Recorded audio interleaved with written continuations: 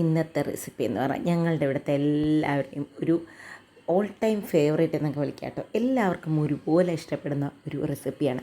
അപ്പോൾ അതിനായിട്ട് ആദ്യം വേണ്ടത് ഒരു അടിക്കാനുള്ള പാത്രം വയ്ക്കുക.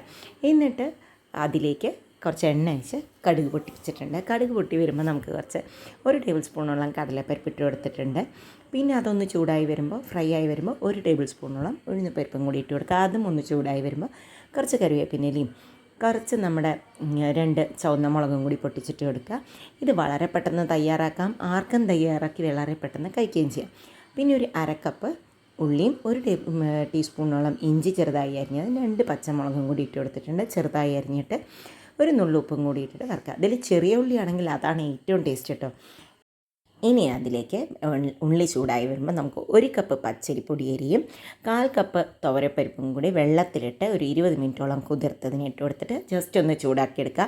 വെള്ളം ഒന്ന് കളയണേ ഉള്ളൂ, അല്ലാതെ അത് ഫുള്ളായി ഡ്രൈ ചെയ്തെടുക്കണ്ട. ഇനി നേരെ ഡബിൾ വെള്ളമാണ്, അതായത് 1/4 കപ്പാണ് ഞാൻ മൊത്തത്തിലെടുത്തതെങ്കിൽ 2.5 കപ്പ് വെള്ളം, പച്ചവെള്ളം തന്നെയാണ് ഒഴിച്ചു കൊടുത്തിരിക്കുന്നത്. ഇനി അതിനെ നന്നായി ഒന്ന് മിക്സ് ചെയ്യുക. എന്നിട്ട് നമുക്ക് ആവശ്യത്തിന് ഉപ്പ് ചേർത്തി കൊടുക്കുക.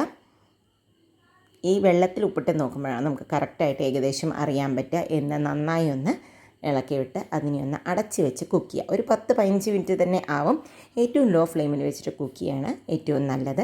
ഇപ്പോൾ കണ്ട എല്ലാം ഉലർന്ന് വന്നിട്ടുണ്ട്. ഇതിങ്ങനെ തന്നെ കഴിക്കാം. ഇതിനേക്കാൾ ഹൈലൈറ്റ് എന്ന് പറഞ്ഞാൽ ഇതിനി കുറച്ച് പച്ച വെളിച്ചെണ്ണയും കൂടി തൂവി കൊടുത്തിട്ടുണ്ട്. എന്നിട്ട് ഇതിനെ അങ്ങോട്ട് ഒരു 20 മിനിറ്റ് വേണം, 10-20 മിനിറ്റോളം നമ്മൾ താഴ്ന്ന തീയിലങ്ങോട്ട് വെച്ചിട്ട് കുക്ക് ചെയ്യും.